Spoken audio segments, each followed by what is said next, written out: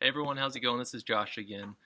Just kind of wanted to check in with you guys. To talk a little bit about myself and how I chose the career path as a PE teacher.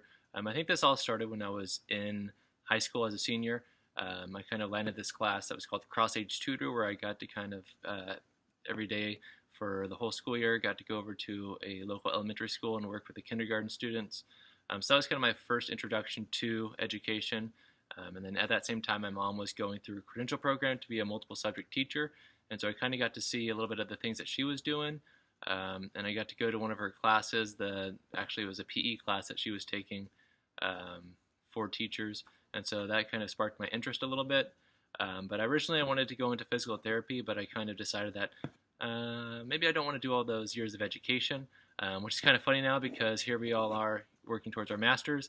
And after doing my credential program and this master's program, it's going to, be almost the same length or duration as a master's or a doctorate for physical therapy. But I am completely happy with the choice that I've made. I'm loving almost every day of this. And so a lot of the ways that I kind of find fun in my career as a teacher are just finding ways to engage students in physical activity outside of the normal class period. So unfortunately, I'm not teaching physical education classes all day, every day.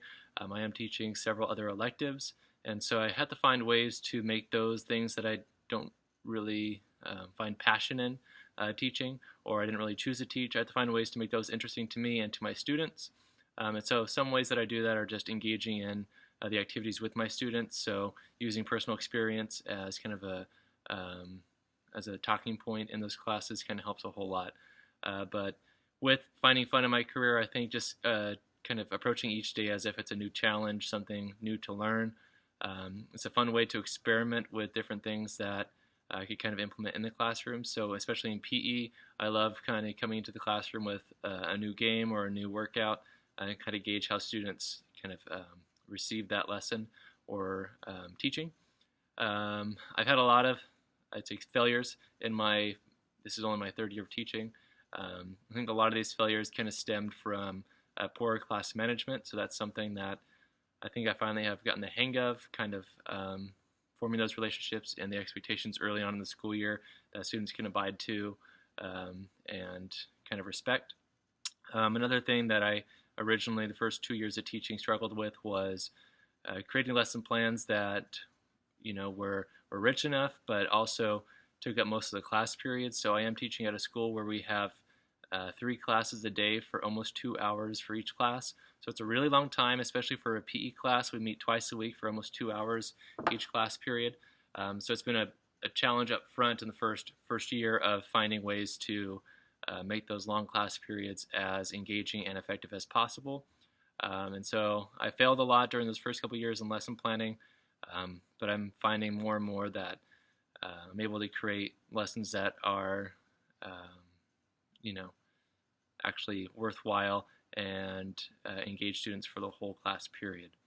In the future, kind of working from these failures, I've learned a lot about myself. I learned a lot about what's required to respect the profession of teaching and all that goes into being a great teacher. And in the same kind of capacity, I'm finding ways to help my students, work through failures, to overcome it, develop that growth mindset, to develop that grit, to keep working through something even if they have struggled, even if they failed time and time again. And so kind of using my own experiences is what I found to be one of the best ways to kind of explain and demonstrate to the students that they can be successful, to keep trying. So in the future, there's a lot of things that I, of course, want to improve, and that's another thing that I encourage my students to set goals and to find ways to continually improve. And so in the future, that's kind of what I want to keep focusing on, the positives, find ways to make progress every single day. So with that, I hope you guys are doing well. We'll talk to you soon.